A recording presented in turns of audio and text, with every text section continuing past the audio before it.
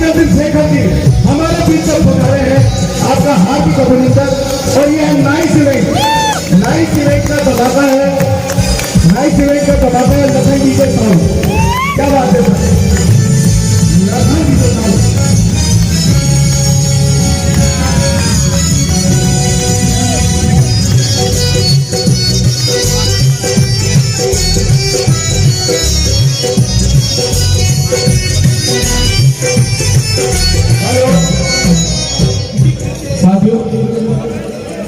साथियों हमें सबको पता है,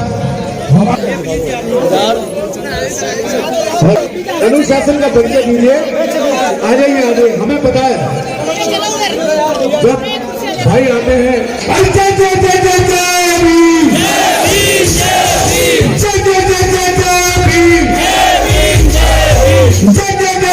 समझाया था यार, फिर भी नहीं समझ रहे आप लोग। प्लीज थोड़ा पीछे हो गए।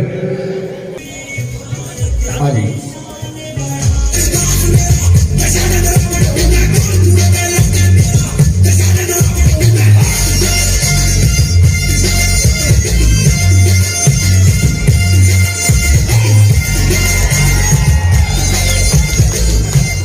धन्यवाद।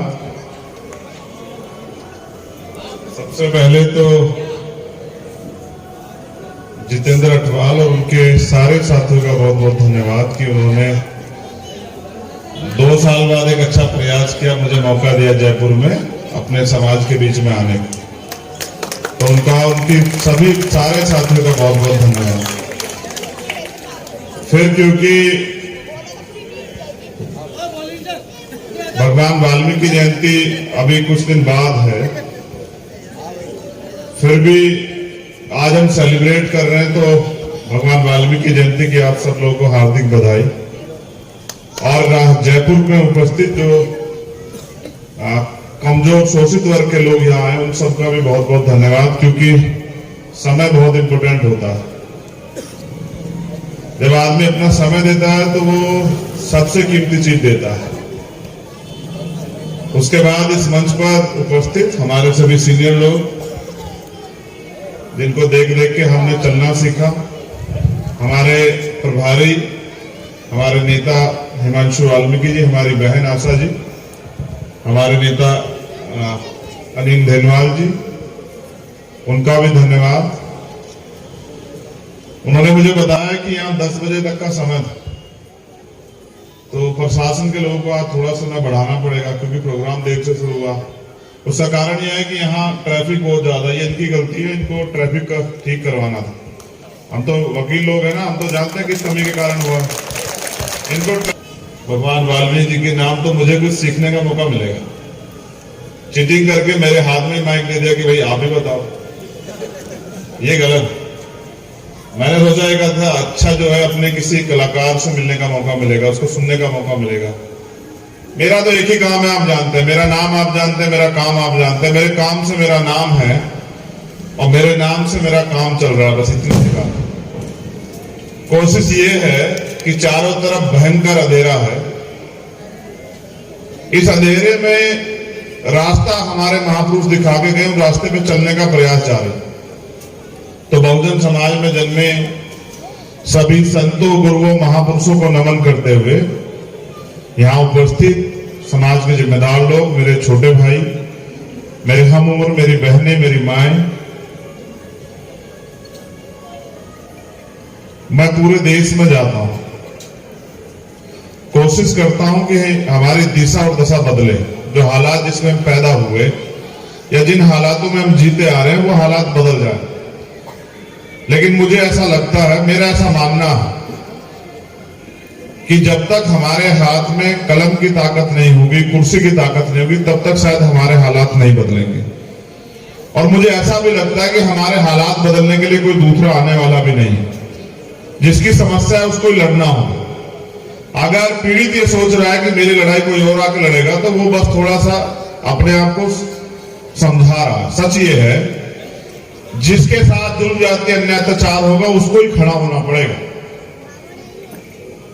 और मैं देख रहा हूं कि आज समाज में एक नई ऊर्जा, एक नया जोश, नौजवानों में कुछ कर गुजरने की हिम्मत मैं देखता हूं। उसका जब मैं राजस्थान की तरफ देखता हूं तो मुझे ये मेरा छोटा भाई जो है जितेंद्र अठवाल, ये दिखाई देता है कि वो बहुत ईमानदारी से काम कर रहा है। मैं आपको एक सच्ची बात बता देता हूं। पिछली बार मैं इसके साथ बैठा था, मैंने इसको समझाया कि मूवमेंट चलानी क्यों जरूरी है, तो इसने मुझसे एक बात कही। ये पता नहीं आपसे क्या कहता हूं, मुझे नहीं पता। इसने मुझसे एक बात कही कि मैं अपने समाज के लिए जीता हूं, मैं अपने समाज को आगे बढ़ाना चाहता हूं, इसलिए मैं आपके साथ हूं। ना कि मुझे आपके मान सम्मान के लिए कुछ भी कर गुजरेगा जो इस समाज को झुकने नहीं देगा। आपने देखा भी होगा, एक समाज के छोटे भाई का अपमान हुआ तो उसका कार्य भी देखा, उसमें मैंने भी देखा वहां बैठ के। मैं मना करता रहता, गुस्सा अच्छा नहीं होता, मगर ये उस दिन गुस्सा हो गया, फिर चला गया। फिर मैंने कहा कि ठीक है यार, कभी कभी स्वाभिमान सम्मान की लड़ाई में प्रदर्शन भी करना पड़ता है। और बहादुर शेर जो है, जिसकी मैं प्रशंसा जितनी करूं कम। पहली बात मैं झूठ नहीं बोलता हूं, दूसरी बात मैं चापलूसी नहीं करता हूं। अगर ये गलत होते मैं दोनों के लिए नहीं बोलता। देखो मैं साफ आदमी, मैं समझता हूं आने वाले 5 साल में, मैंने आज अपने साथियों से भी कहा था, फिर दोहरा रहा हूं, एक ऐसा राष्ट्रीय लीडर जिसकी छांव में समाज अपने आप को जैसा पिछले 100 साल में सबसे महसूस नहीं किया, महसूस करेगा, मेरी गारंटी, याद रखना। और मैं आपको ये नहीं कह रहा हूं कि इसको नेता मैं बना रहा हूं, नहीं, वो अपने काम से नेता बन रहा है।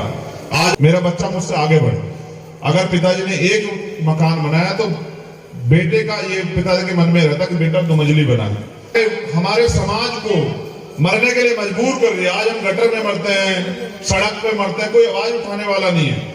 इस देश में अगर कोई सीमा पे शहीद होता है तो उसको शहीद का दर्जा मिलता है, लेकिन अगर कोई देश की इंटरनल जो गंदगी उसको साफ करते हुए मरता है तो उसको शहीद का दर्जा दूर की बात है, उसको, उसके बच्चों को वो कैसे भूख से मरेंगे उनको पूछने वाला कोई नहीं, उनको पेंशन भी नहीं है, उनको आगे बढ़ने का रास्ता भी नहीं। इसलिए हम लोग आए लोग गए।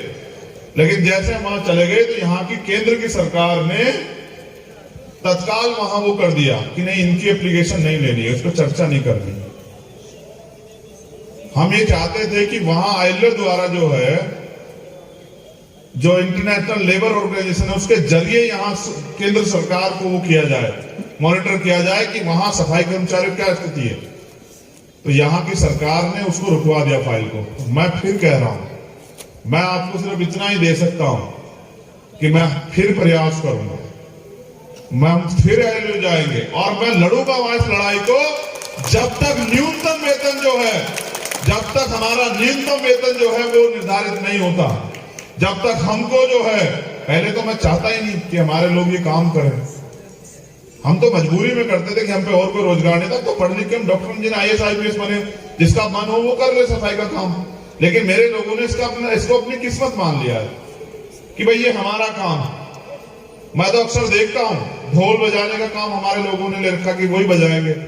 बचपन से उनके एक छोटे बच्चे के जिसके सपने हैं पढ़ेगा, कामयाब होगा, उसके गले में जबरन हमने ढोल टांग दिया कि बजा तू। क्यों हम उसके भविष्य के साथ खिलवाड़ कर रहे हैं? क्यों हम उसको अवसर नहीं दे रहे? क्यों हम उसके पैर बांध दे रहे हैं? क्यों अपने मनोबल को मजबूत नहीं कर रहे हैं कि नहीं यार नहीं करेंगे? और फिर अब हम ये सब करने के बाद भी हम ही नीच है, हम ही छोटी जाति, हम ही अछूत है। जो गंदगी करता है वो नीच नहीं है, वो अछूत नहीं है,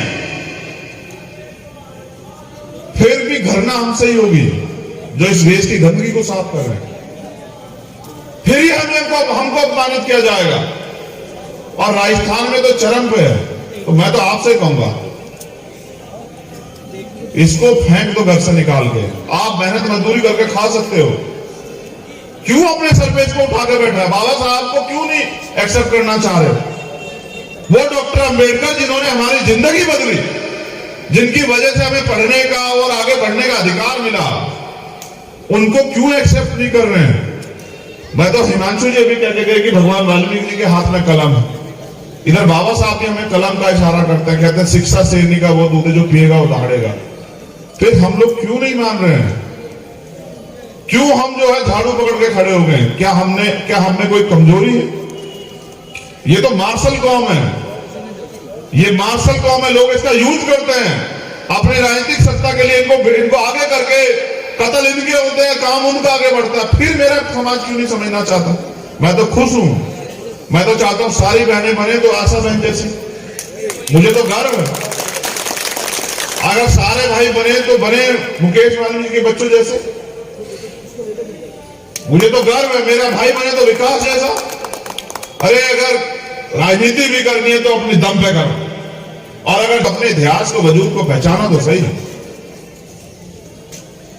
मुझे तो आपसे यही शिकायत है कि आप अपनी ताकत को नहीं पहचान पा रहे, आप अपनी क्षमता को नहीं जान पा रहे। जो ताकत आपके अंदर है वो तो किसी के पास है ही नहीं, उसका उपयोग तो करो।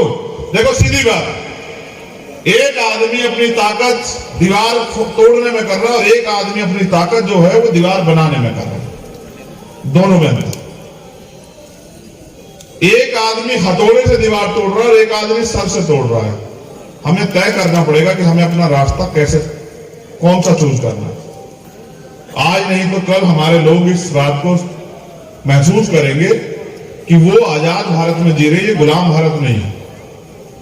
और मेरा ऐसा मानना कि आज नहीं तो कल हम पे ताकत आएगी, हमारे हिस्से में कलम की ताकत आएगी।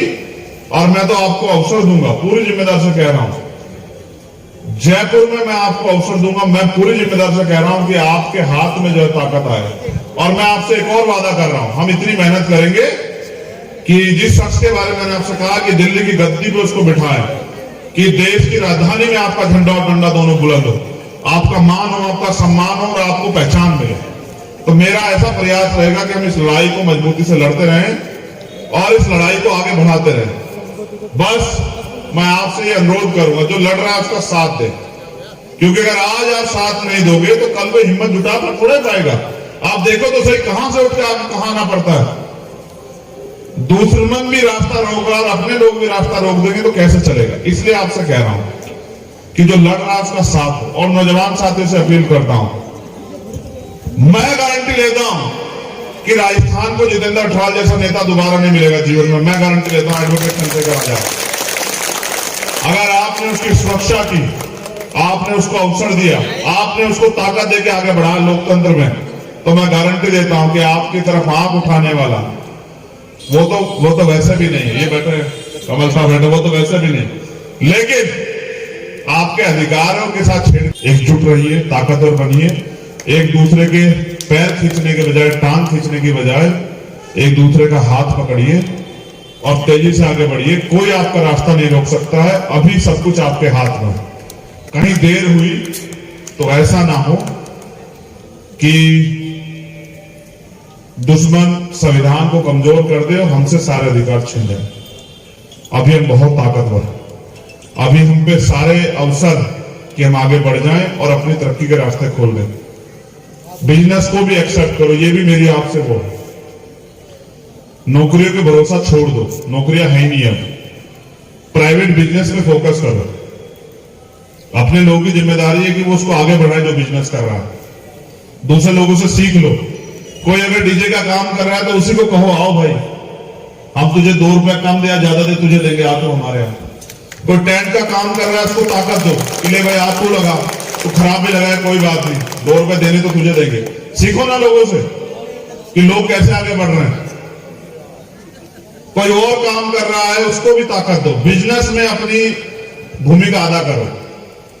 कहते हैं जिस देश के बिजनेस पे जिसका कब्जा होता है उसी का देश पे भी कब्जा होता है। आज अडानी अंबानी साहब का बिजनेस पे कब्जा हो गया, तो बताओ प्राइम मिनिस्टर को जब चाहे जो करवा ले हमसे। भाई अंग्रेजों ने राज कैसे किया? इस देश के बिजनेस पे कब्जा किया ना पहले, फिर क्या हुआ कि ये देश उनके कब्जे में चला गया, फिर हम गुलाम हो गए। तो बिजनेस उनके पास है, आप जो कमाते हैं उनको देते हो, तो फिर आप कहां से ताकतवर हो जाओगे। एक और मेरी आखिरी रिक्वेस्ट है आपसे, भाईचारा पैदा किए बिना हम लोग आगे नहीं बढ़ सकते। मेरा पूरा प्रयास है, मैं भावादस के प्रोग्राम में भी जाता हूं, जब वो मुझसे कह देते हैं कि आओ भाई, कोई संघर्ष होता है वो भी मिलकर करते हैं। इसलिए कह रहा हूं अपनी ताकत बनो। बाबा साहब अम्बेडकर हमें वर्ग बना के गए, शेड्यूल कास्ट, एससी, अनुसूचित जाति, तो कम से कम अनुसूचित जाति तो बने। अगर हम इकट्ठे नहीं होंगे तो अकेले अकेले पिटते रहेंगे। ये तो बने बचपन की किताब में पढ़ा ऐसा बहन, कहते हैं एक लकड़ी को कोई तोड़ सकता है, पढ़ा है ना, मैंने भी पढ़ा। लेकिन क्या कोई लकड़ी के गट्ठर को तोड़ सकता है?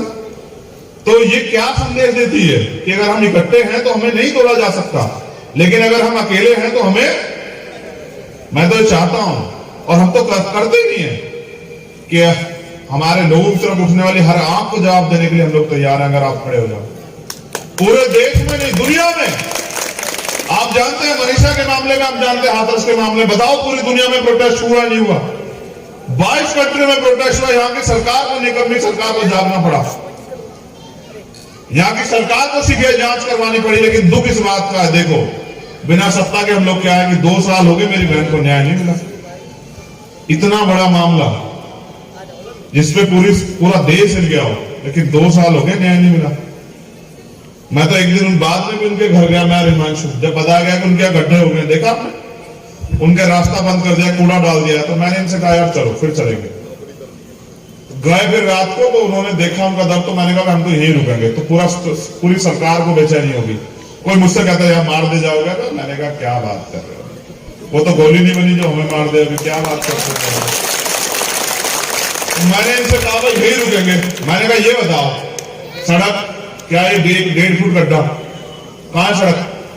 ये जो गंदगी इनके घर के कहां है? नौकरी कहां है? मकान कहां?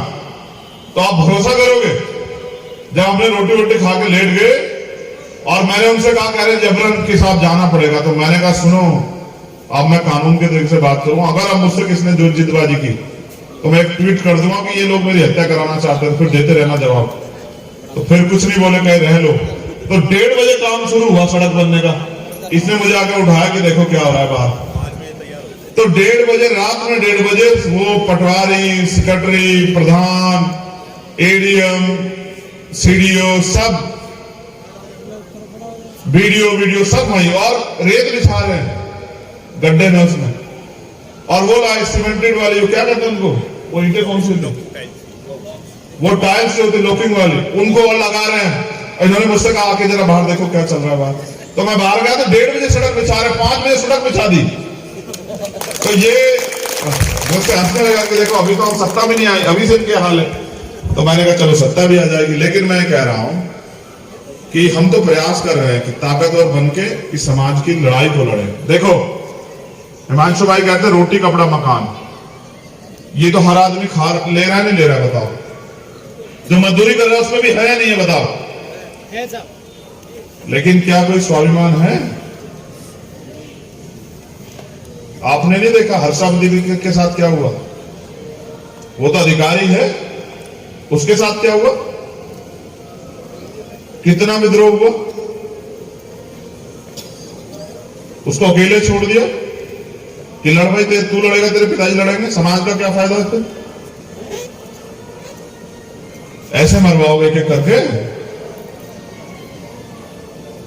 ये समाज अगर बल दिखाता तो उसका जबड़े में हाथ देकर उसकी जवान खींच लेता आरामजादे की। समझ रहे हो? ये तो ताकत नहीं दिखाते हो ना, नहीं दिखाते हो। जरूरत होती है कभी कभी दिखाने की, कभी कभी शक्ति प्रदर्शन किया करो, वरना तो इनके हौसले बढ़ जाएंगे। मैं थोड़ा ही कह रहा हूं कि मानवता के खिलाफ जाओ, लेकिन सेल्फ डिफेंस तो करो। अगर उसके अंदर हौसला ना होता और वो इस मार्शल कौम का बच्चा ना हो तो मर जाता भाई से टूटे हुए किसका दिया। फिर भी कह रहा हूं, क्या तो इंतजार करो कि किसी को मरने के लिए छोड़ दो कि आओ इसका करो कत्ल, अगर ये हक की लड़ाई लड़ रहा है, आवाज उठा रहा है, यह सम्मान तो जी रहा है, वरना फिर लड़ो। कौन रोक रहा है आपको? इस जवानी का क्या फायदा? मैं तो बहुत देखता हूं पहलवान जी उस पहलवानी का क्या फायदा जब हमारे बच्चों की इस तरह बलि दी जाए? बताओ। ये पहलवानी कभी दिखनी भी तो चाहिए, दो धोबी में छाड़ हो जाए, क्या बुराई है? क्यों भाई? ये धोबी पे जा ग्राउंड के लिए क्यों? कभी कभी वहां भी दिखा दिया करो। फिर कह रहा हूं, एक सुई आपकी तरफ उठे तो तलवारों जैसा असर दिखाओ। एक सुई कोई उठाए, इंतजार मत करो कि किसी बहन को अपमान किया जाएगा, उसके पल्लू की तरफ कोई हाथ उठाए तो उसको जवाब दो। ये मैं नहीं कह रहा हूं, डॉक्टर अंबेडकर कह रहे हैं। क्या कह रहा है? अन्याय करते सहते सहते अगर मर जाओगे तो आपकी आने वाली पीढ़ी गुलाम होगी, और अन्याय के खिलाफ लड़ते हुए मरोगे तो आपकी आने वाली पीढ़ी इसका बदला जरूर लेगी। और कहते हैं अन्याय करने वाले से अन्याय सहने वाला ज्यादा दोषी। आपने अन्याय सहा, वरना तो उसकी हिम्मत थी। अगर आपने उसने जवाब दिया था तो किसी की मां ने दूध नहीं पिलाया कि दोबारा किसी हर्षाधिपति के पुत्र आंख उठा के देख लेता। इसलिए कह रहा हूं, बहुत बहुत धन्यवाद। समय बहुत हो गया, हमारे एसएचओ परेशान हो रहे हैं बेचारे, और सोच रहे किस तरह ये रावण हटे तो मैं जाके नौकरी कर लूं। क्या करें, मैं तो संवैधानिक बात मानने वाला आदमी हूं। और देखो, आप जानते मेरा इतिहास, मैं तो हिंसक ही नहीं हूं, मैं तो अहिंसावादी हूं। गांधी जी को नहीं मानता हूं, मानता डॉक्टर अंबेडकर को, लेकिन हूं तो अहिंसावादी ना। आपने देखा मैंने कभी कहीं किसी को कहा कि जवाब दो? बिल्कुल नहीं, बिल्कुल नहीं। मैं तो भगवान वाल्मीकि के रास्ते में हूं। कलम कलम, सिर्फ कलम और कुछ नहीं। बस ये कह रहा हूं कि उठो, जागो, खड़े हो जाओ और अपने अधिकारों के लिए आवाज उठाओ। कुछ मत करो, सिर्फ आवाज उठाओ। देखो 30 करोड़ इस देश में आप लोग, शेड्यूल कास्ट के लोग, एक दिन जोर से चिल्ला दोगे ना तो बहरे हो जाएंगे लोग इस देश में। अपनी ताकत को पहचानो, सोए हुए लोगों की ताकत को पहचानो।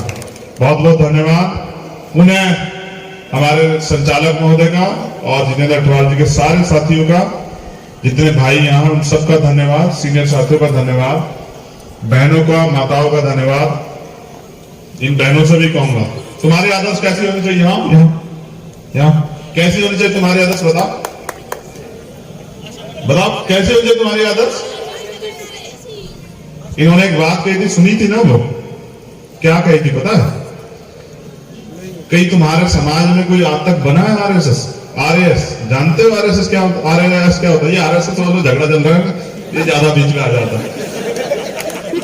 जानते हो आरएस जो है मना है कभी कोई तुम्हारे समाज में? ये इस मुंह से नहीं जवाब दिया आसान है, इसने अपने कलम से जवाब दिया कि देख बना है, देख बना, और देख अपने और जाके सब लोगों को बता के बना। यही चाहता हूं कि ऐसी बहनों से सीख लेके, मेरी जो उधर बहनें बैठी हैं, इधर बहनें बैठी, वो भी बने और नाम रोशन करे समाज का। बहुत सारी बेटियां विदेशों में नाम रोशन कर रही हैं। आपसे भी उम्मीद करता हूं कि आप लोग नाम रोशन करो और आगे बढ़ो। और मेरी मंगल कामना, जैसा भी हूं तुम्हारा हूं, खून के आखिरी कतरे की जरूरत पड़ेगी तो कह के देखना, गर्दन कट सकती है, लेकिन आपके सम्मान के लिए जो है ना, आपके सम्मान की खातिर गर्दन झुकेगी नहीं, मेरा वादा है। बहुत बहुत धन्यवाद। जय भीम, जय भारत, जय वाल्मीकि। भगवान वाल्मीकि शक्ति, भगवान वाल्मीकि शक्ति। देखो, धर्म के काम में मैं कोई कोताही नहीं बरतता हूं। और छोटे भाई नीतीश पुताना जी को बहुत बहुत बधाई, पतूना जी को बहुत बहुत बधाई। मैं तो चाहता हूं जब टीवी पे तेरी एल्बम आए तभी देखूंगा।